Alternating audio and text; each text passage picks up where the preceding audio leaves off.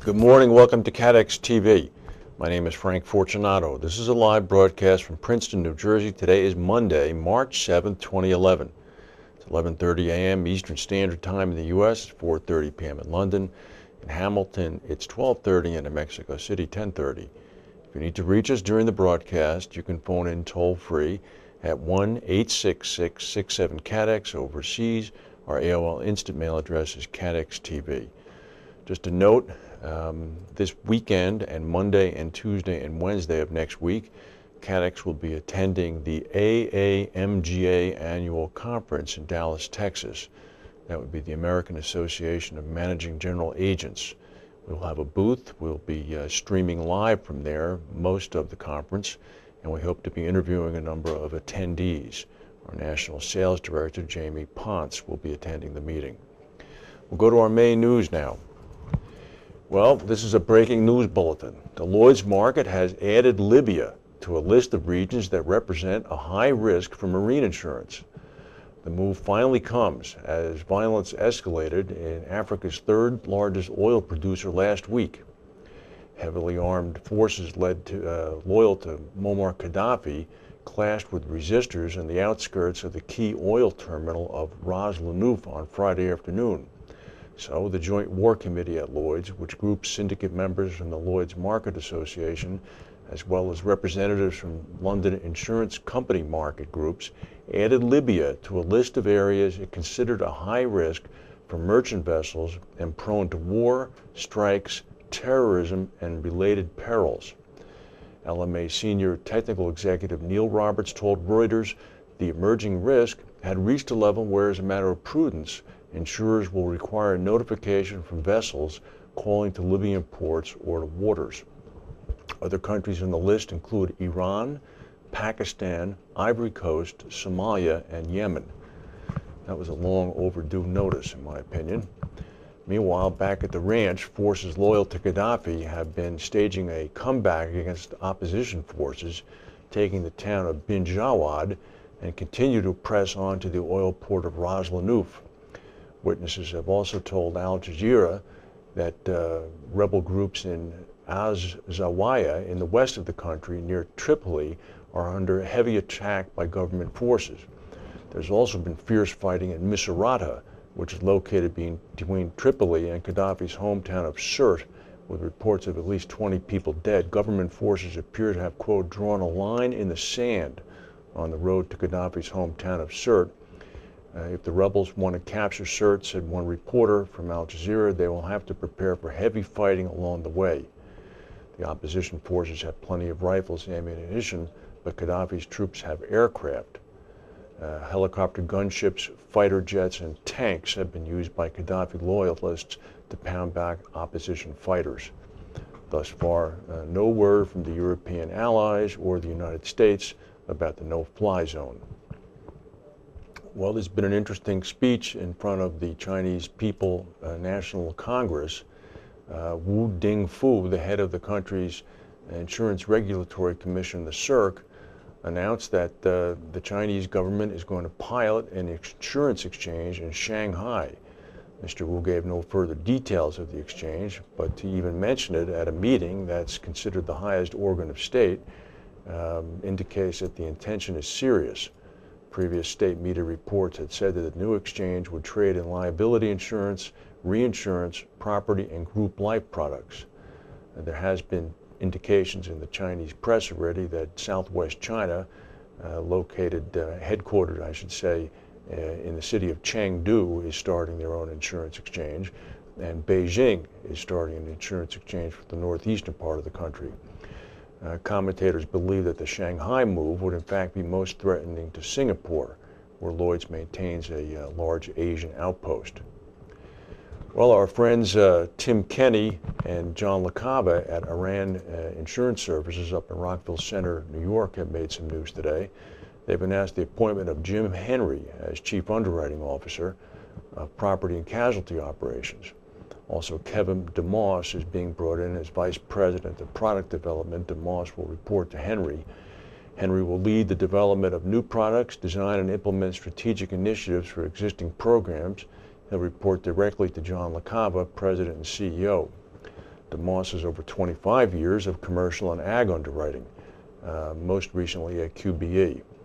Iran Insurance Services Group President John LaCava said, "We look forward to both Jim and Kevin joining our team and their leadership in developing industry-leading insurance products for our markets. Good luck to them."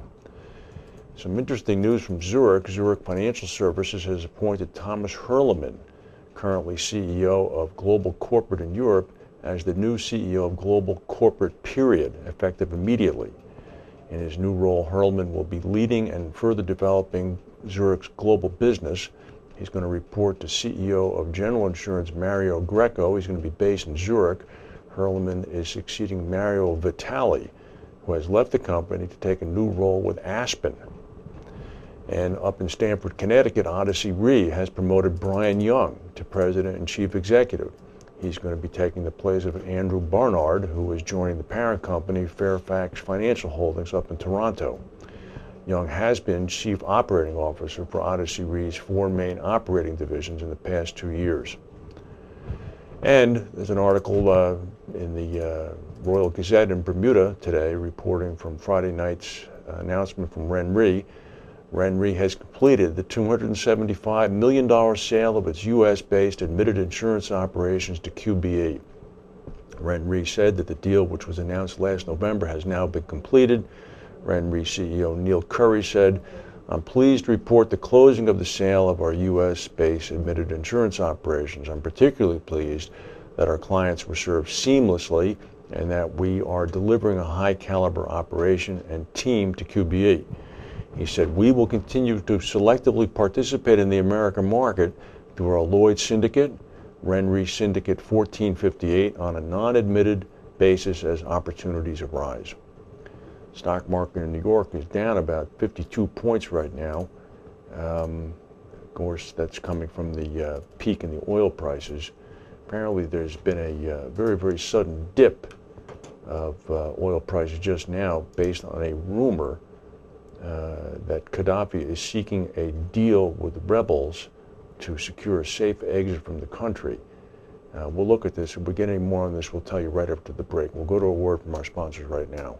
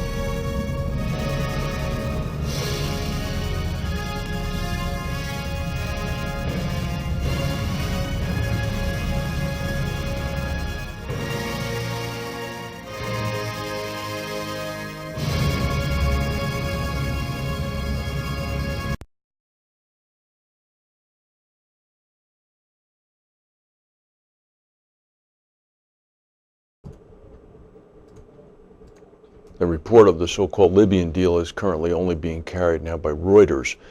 Oil prices have pulled back about 70 cents a barrel based on so far unverified reports that have appeared in an Arabic language newspaper. No word of what country the paper is published in, indicating that a relative of Gaddafi has appealed to the rebels asking for a dialogue to allow the leader to implement a safe exit from the country.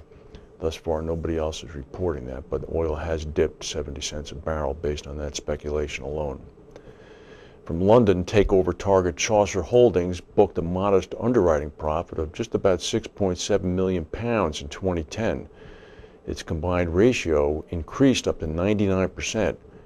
It also saw £85 million of catastrophe losses. Profit before tax for 2010 was about £33 million, down 22% from 2009's £42 million, and the combined ratio went from 93 to 99%. There were no U.S.-related hurricane losses.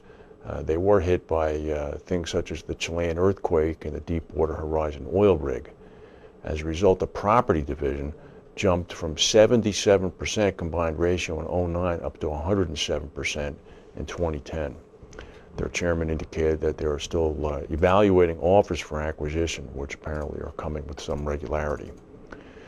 In New Zealand, about 10,000 homes are now scheduled to be demolished because they've been damaged too severely by the past two earthquakes. Also, according to the New Zealand Prime Minister, some parts of the city of Christchurch are going to have to be abandoned altogether. In addition, several hundred commercial buildings are going to have to be pulled down. This is according to PM John Key. He said, potentially there are some areas of Christchurch which will need to be abandoned, and we will have to provide other alternatives for people to live in because the land has been so badly damaged we can't fix it. The number of 10,000 includes 3,300 homes that were damaged by the earthquake in September, which caused far less damage. Modular homes apparently have been brought in to provide temporary housing for some of the thousands of people displaced. The Prime Minister also said that he should know within a few weeks whether Christchurch's damaged rugby stadium could be repaired sufficiently to host World Cup matches later this year. About 70,000 people, over 20% of Christchurch's population of 350,000 people, have left the city as a result of the earthquake. In the eastern Mediterranean, some severe weather is approaching. A low pressure system over southern Turkey is going to give very strong winds and plenty of wet weather, which could in fact be snow. Temperatures in the area are already well below average and set to plunge even further. Istanbul will see temperatures struggle to just 5 degrees centigrade on Tuesday, and Ankara will not even get to 0. The March average for both cities is about 11 degrees centigrade. Greece and Georgia will also see very cold temperatures. Georgia in particular is going to see very heavy snow. And yesterday morning, 2 men were taken to a hospital in New Orleans after a fire at an oil platform in the Gulf of Mexico. The fire broke out on this platform, the GI 102A oil production rig. It was owned by Arena. It's about 50 miles off of Grand Isle, Louisiana. Fire broke out about 8 a.m. yesterday morning. The 2 men were taken to the hospital. The conditions, their names, and the types of injuries were not released. They were plucked from the water as they floated in a life capsule that they had clambered aboard to escape the fire. Coast Guard said that Arena reported the platform had been shut down 2 weeks ago and was not producing any product at the time of the blaze. Well, we pulled this map up here. This is the Australia, South Asia earthquake map, and it always amazes me as to how much seismic activity there is. You'll notice that big blue square off to the right. That's a 6.6 earthquake that hit the Solomon Islands this morning. It didn't cause any damage or injuries, and there were also no reports of any tsunamis. But you can see the yellow ones. Those are earthquakes that have occurred in the past week, and that's the so-called Ring of Fire along the Indonesia archipelago, stretching down to New Zealand, which you can just see out of the picture on the bottom right. And it just goes to show simply by fate that many of these events do not cause more property damage and loss of life. And our prayers again go out to the victims of the New Zealand quake and their families. Loss of life there is now expected to perhaps reach as high as 300. If we have any breaking news, we'll come back and tell you. In the meantime, thank you for watching, and we'll see you tomorrow. Daly's doing it.